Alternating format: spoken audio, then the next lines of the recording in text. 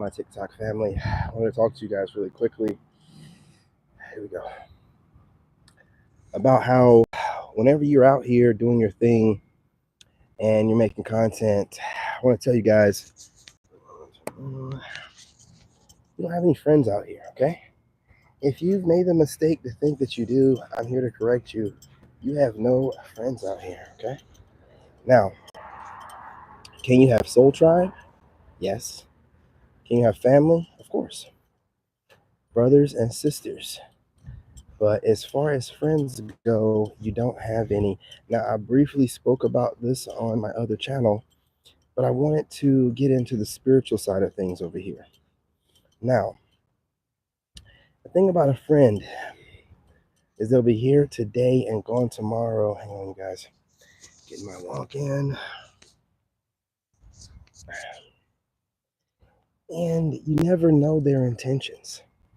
So when I always say, hey, I'm not looking for friends, I'm not. I'm looking for soul tribe and family. There we go.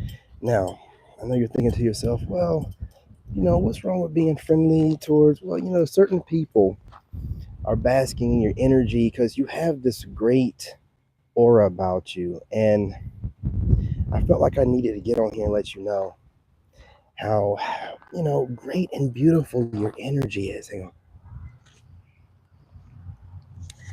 You have the kind of energy, you have the kind of energy that's addictive. Your energy draws people in from far and wide. The healed, the never broken, and the completely broken down and never can be healed. Your aura is just different. Your energy, it hits different. The way you speak is different. It's something that, can't be imitated or duplicated. So you have a lot of people out here that'll see how you look and they'll see how intelligent you are and how well spoken and tapped in, and the jealousy kicks in. It's crazy. Once the jealousy kicks in and the envy, man, we're talking about crazy spiritual warfare here. Now, the reason why I say friends aren't needed and you shouldn't have friends around you is because a lot of times friends will turn into frenemies, and they can be a frenemy the whole time. You never know. And they'll just say at the end of the day, after they stab you in the back, we're just friends, man. I mean, it's not that serious. I wasn't taking it that serious. See, that's why you have to have people that consider you like family. You know what I'm saying? Which should be very few and in between. You shouldn't have a whole bunch of family members, a whole bunch of people around you. It's not going to work out very well for you. You know what I'm saying? So I keep my circle small, and that way my great energy, like your great energy, is not wasted upon people that are here with bad intentions. Because, man, listen, like I've said before, whenever you're on your spiritual journey, dude, you have people out here. Gotta get that even workout. You'll have people out here that just can't stand you. They can't stand the sight of you. They can't stand what you're doing. And they want their negative energy to be felt. They don't think of it as energy like that. Well, some do. Some are witches and warlocks. But they just know that you make their booty crack itch. And when they get that itch, they don't want to have to wash. So they just get upset at you. Now, all you're doing is telling the truth. You're pointing out how the devil works through people. And you're just getting on here every day showing God's light through you. And this bothers everybody. Well, the wicked ones. And there's nothing you can do about it. And listen, don't pay it any attention either. Man, I got this one channel that's doing pretty well right now, King David Lone Wolf podcast. And the hate that I'm getting over there, they're trying to trigger me during the live streams. It's like the haters that started here They traveled to my other channel, which was Lone Wolf Narc Bully, did whatever they did over there, causing a bunch of problems. And then now on my new channel, I got the same haters, man, showing up, saying and doing. These people are fan girls or fanboys. They don't really realize it yet. They think that they're going to have some kind of impact on you. They can't stand how you look, man. They can't stand how you sound. Everything about you bothers them every time you show up and you're dropping new content. Now, we all should be online, but if you're not, get online. Every time you drop some new content, you have some loser that's upset, that's just bothered spiritually. Because in some type of way, you're reflecting to them what they're not doing. Now, there's this other group of losers that I want to speak about. These are the ones that use you for competition, or AKA use you as a muse. Listen, you're no one's muse. And for someone to be a muse, you have to be consensual. You can't spy on people and act like, they're unaware of their inspiration on others. And no. And see, a lot of people do this. I was watching a content creator the other day talking like this, a woman. She was talking about how people that she uses muses are unaware. They're like in their own little world. And you're a stalker. You are a stalker. You're using wordplay to justify stalking. But if the other person that you're watching and observing and using as a muse doesn't know that they're being used as a muse, then you're stalking. That's all that it is. Justify it with babble all you want to. And I hear it. These people are just in their own little world and they provide so much inspiration. You're a stalking loser. You're too egotistical to approach the person. So you want to just use them from a distance. Then stalk from a distance, but call it what it is. Call it what it is. The person has great energy, but you're too much of a coward to let them know. So you stalk and you try to get inspiration from them and call it like, no. See, I catch wordplay babble. I catch it all the time. So you can get inspired by someone, and there's nothing wrong with that. But don't say that you're using someone as a muse, or there are people out there that you use. No, you are a stalker, and you are a fanboy or a fangirl who don't want to own up to your behavior. So you justify it with this muse wordplay.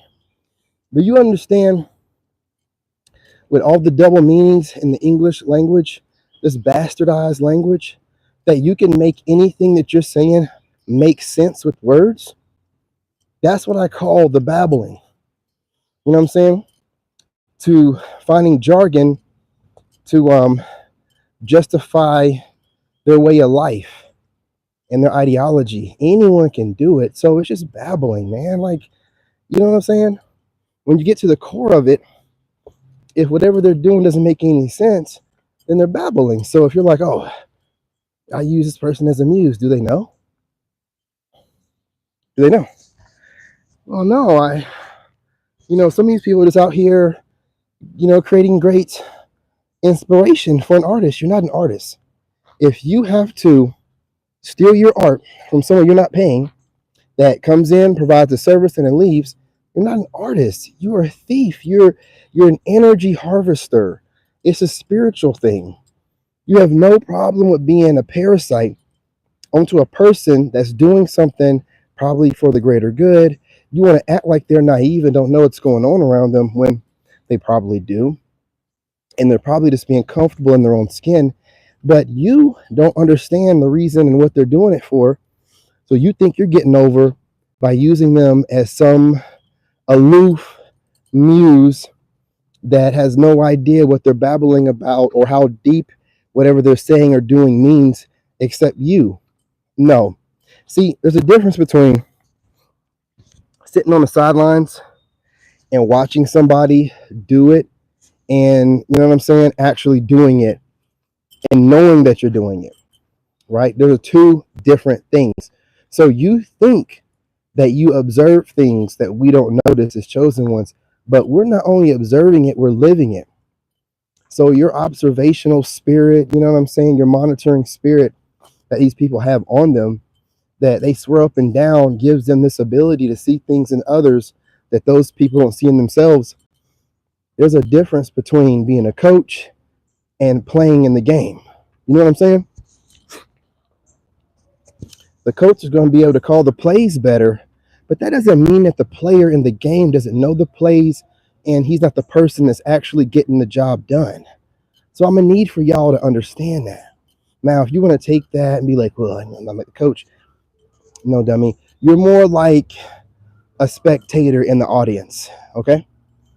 That's what you're more like. And you love to make observations and assumptions, but you have no idea. You know what I mean? They have no idea. So listen, chosen was, I'm not going to hold y'all up for too long. I'm just going to let you know that you have a lot of people that you would consider a friend. They're not really friends to you. They don't like you. They just like what you provide. They think that they're using you, right? And they don't understand God sees everything. So just because you're not letting it be known what you know doesn't mean that you don't know. Or if you don't know, that when the time is right, God won't let you know. And so this is just a warning.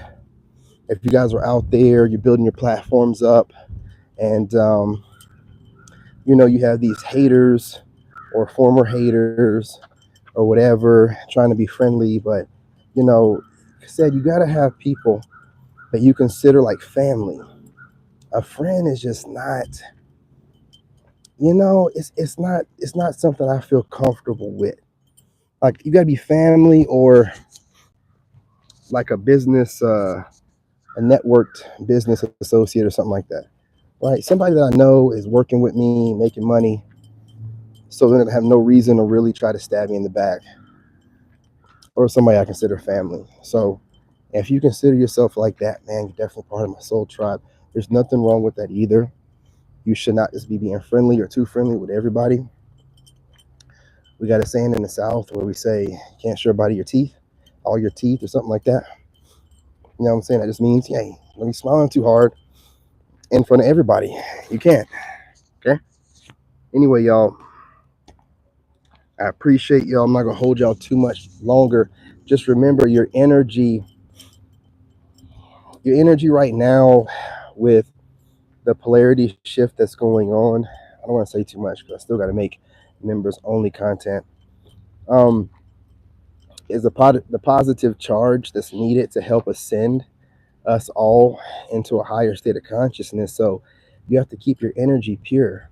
Your energy has to be constantly filtered, grounded and maintained, because you can clearly see where all this negativity is coming from and why people are doing it, which makes it a lot easier for you to be able to navigate and not take what they say too serious, because you know that it's just a reflection of the inner demons that they need to work on. And also, they see you as a threat. A female see you as a threat for whatever reason.